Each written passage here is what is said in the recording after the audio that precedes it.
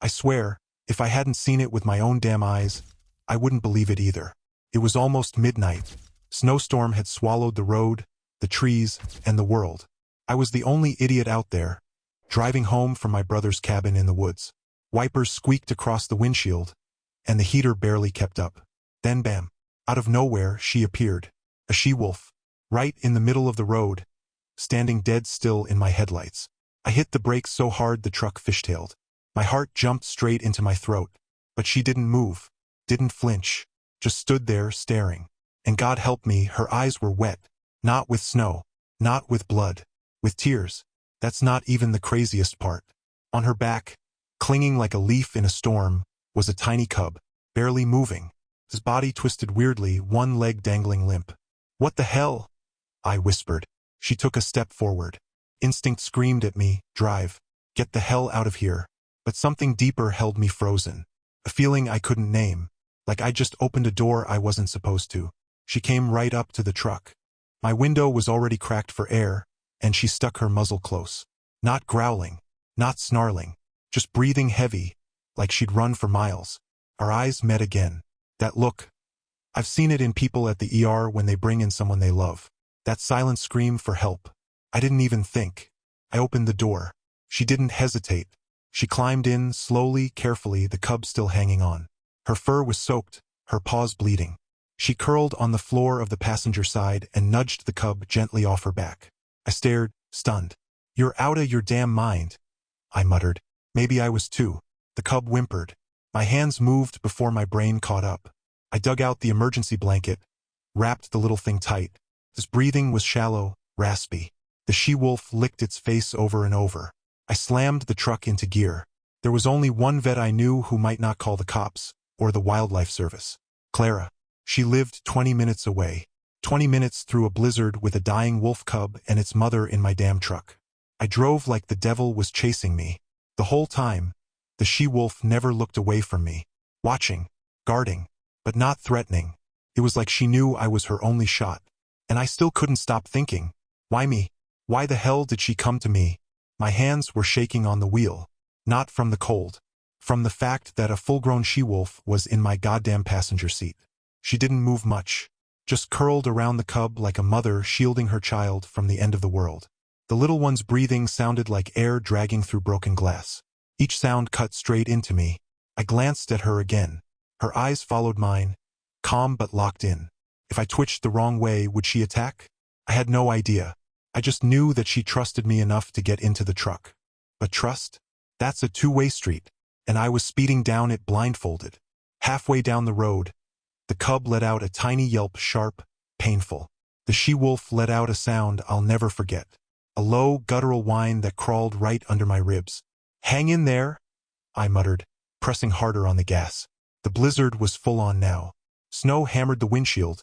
Wind howled like 1,000 wolves outside. Figures. The heater roared, but my hands stayed numb. Not from temperature, from fear. I was doing something insane. Something no sane person would even consider. And yet somehow it felt right. I reached for my phone, called Clara. "What? It's midnight," she said, half asleep. "I've got a situation. Animal emergency. Real bad." "What kind of animal?" I hesitated. "Wolf cub. And its mother." Silence. "Please don't hang up. I'm begging you. It's dying." Another pause. Then, "Bring it. Back door. Don't let anyone see." I could have kissed the dashboard. The she-wolf shifted as if she understood. Her tail brushed my leg. I flinched. She didn't react. Just looked down at her cub, licking its face, nuzzling it gently. For a second, the truck felt like a church. Quiet, sacred, full of pain and hope. I glanced again. Her eyes weren't just wet now. They were pleading. Whatever line separates us from animals, it didn't exist in that moment. The cub jerked. I damn near stopped the car. Its eyes flickered open for a second, then closed again. I didn't know whether that was good or bad. I just knew we had minutes, maybe less. I floored it. She didn't growl, didn't bite, just curled tighter, as if trying to shield the cub from death itself. I kept driving, heart punching my ribs, hoping to God I wasn't already too late. Clara lived on the edge of town, next to a half-dead strip mall and a busted old gas station. Her clinic was a converted two-story house. dark except for a single light in the back. I pulled into the alley, headlights off. Killed the engine. Snow pelted the windshield like it wanted in. I took a deep breath. "All right?" I said softly. "We're here." The she-wolf didn't move until I opened the passenger door. Then slowly she stood. Her body shook, whether from exhaustion or fear, I couldn't tell. The cub lay limp in the blanket. I picked it up carefully like it was made of glass. She followed close, every step heavy. Clara was already at the back door, coat thrown over her pajamas, eyes wide. "Holy shit," she whispered. "You weren't kidding." "Please," I said. "Just help him." She opened the door and we stumbled in. Sterile smell, bright lights.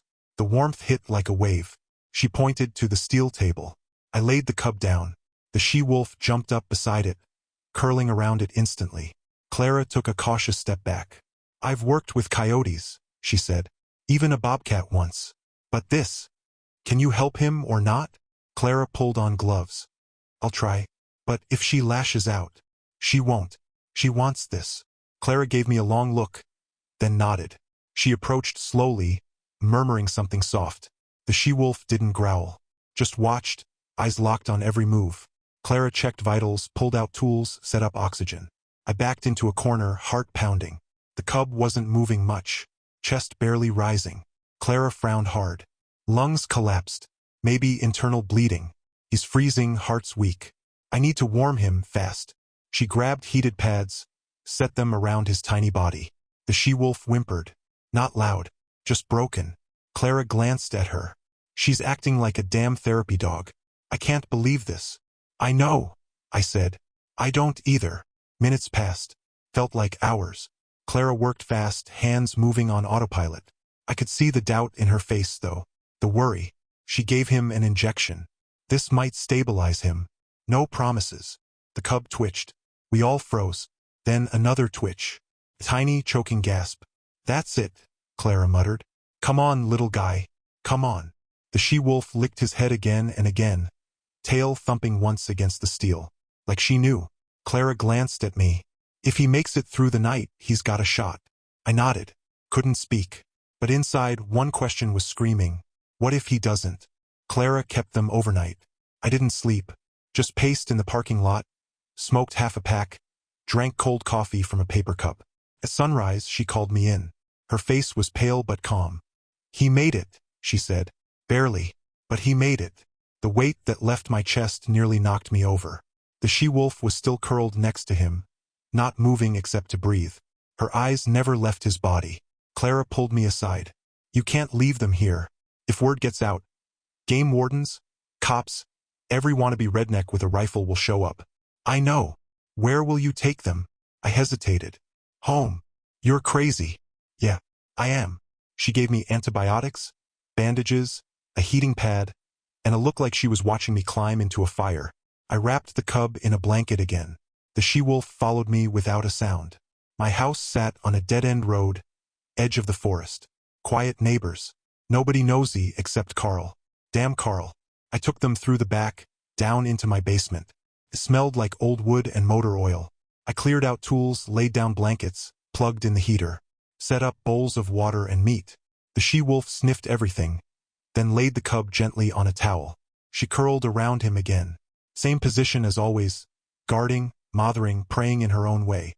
I sat on the stairs for hours, just watching. She watched me too.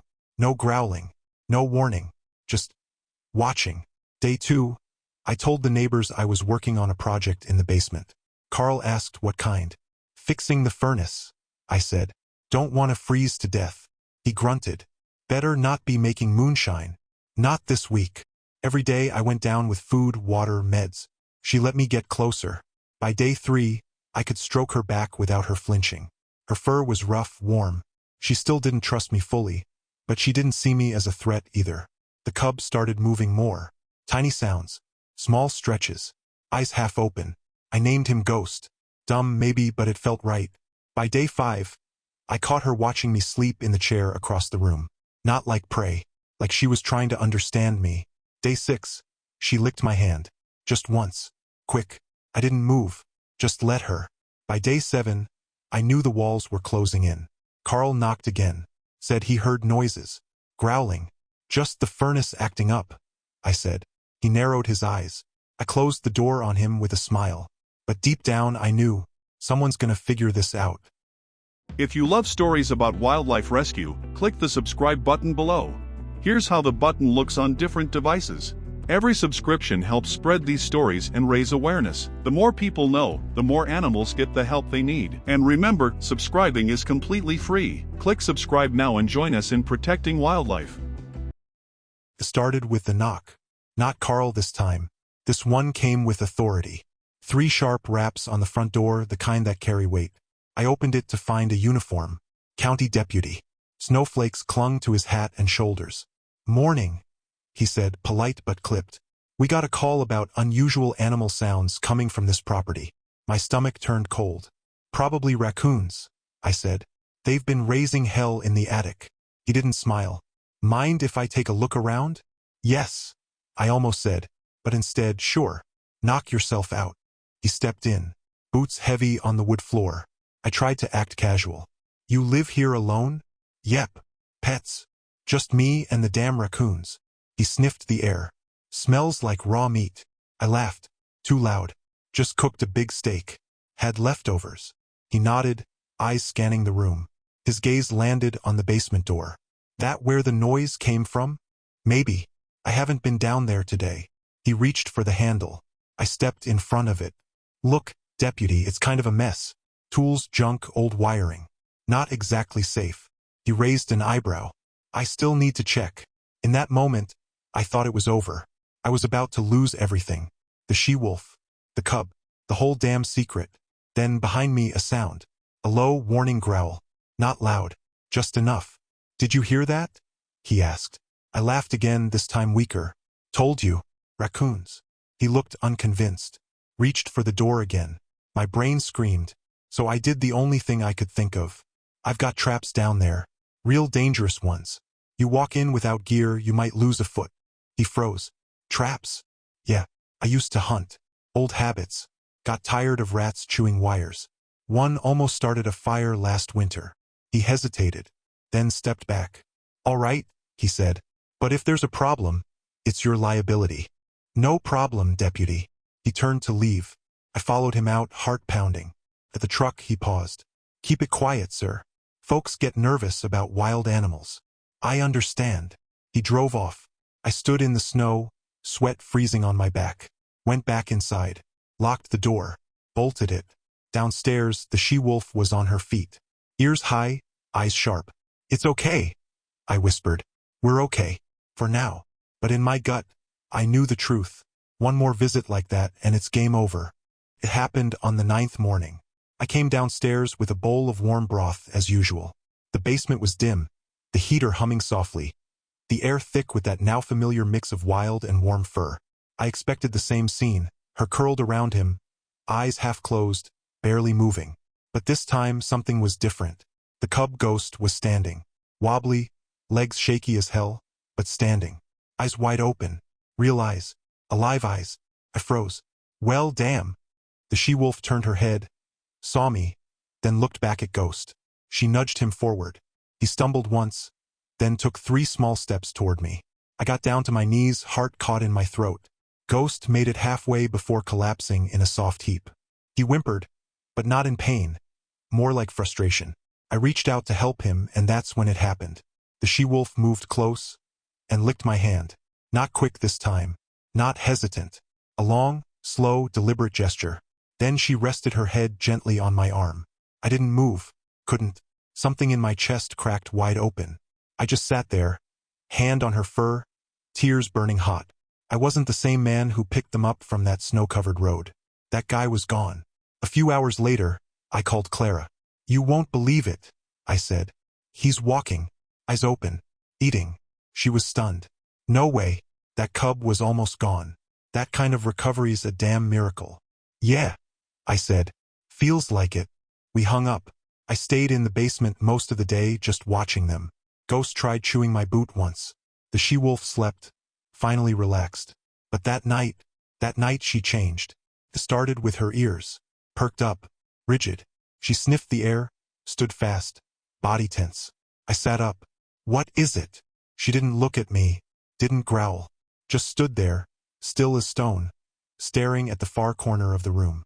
Listening. I couldn't hear anything. Not at first. Then I did. Distant. Faint. Barely there. A howl. Long low. Rolling through the trees like smoke. She stepped away from Ghost. Slowly. Deliberate. My blood went cold. She heard something I didn't. Something out there. Something coming. And for the first time since she arrived, she looked scared. By the time the sun came up, she was pacing. Back and forth across the basement, ears up, tail rigid. Ghost whimpered. Confused. I tried calming her. Soft voice, slow movements, but she ignored me. Something was coming. She felt it in her bones. I went upstairs and peeked through the frosted window. Nothing but trees and snow. The world looked peaceful.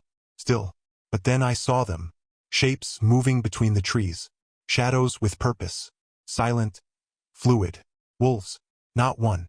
Not two. Full pack. My gut dropped. 8, maybe more. Gray, lean, confident.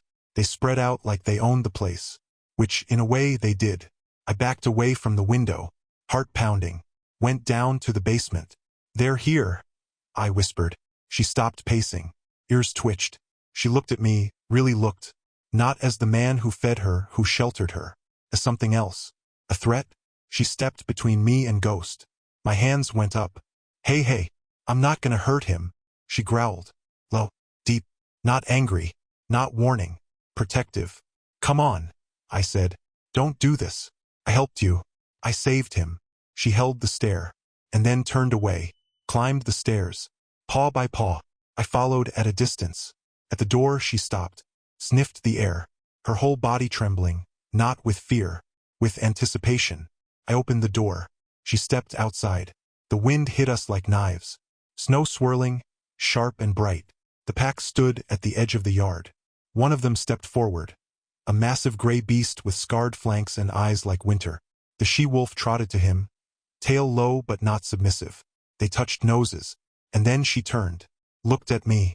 Behind her, Ghost had come outside. Barely standing, legs wobbling. She walked back to him. Nuzzled his side. Then turned again to me. Something in her eyes had changed. She wasn't scared anymore. She was ready. Ghost let out a tiny yelp. She picked him up by the scruff, turned, and walked to the pack. I took a step forward. She spun, dropped Ghost gently, and growled at me. Louder now. Commanding. I froze. She wasn't warning me. She was telling me, this is where it ends. And maybe this is where it was always meant to.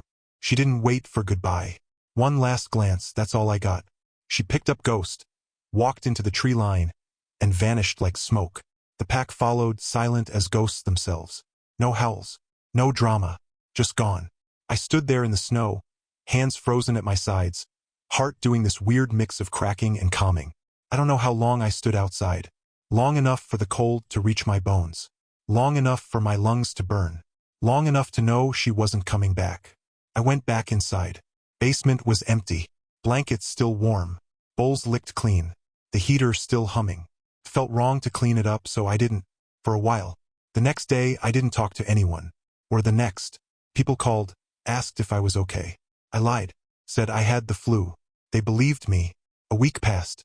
Then Carl caught me at the mailbox. You looked like hell, he said. Been a rough few days. What happened? I paused. And that was the first time I realized. I had no damn idea what to say. How do you explain something like that? That a she-wolf brought you her dying child? That you let them into your home, into your heart? That they left without ever saying thank you? But somehow you didn't need it? So I just shrugged. Nothing, really. He squinted at me. Well, you're different. Quieter. Like you saw something. I nodded. Yeah, maybe I did. He didn't press. And life went on. The basement stayed empty. I kept the blanket folded in a drawer. Just one. Just hers.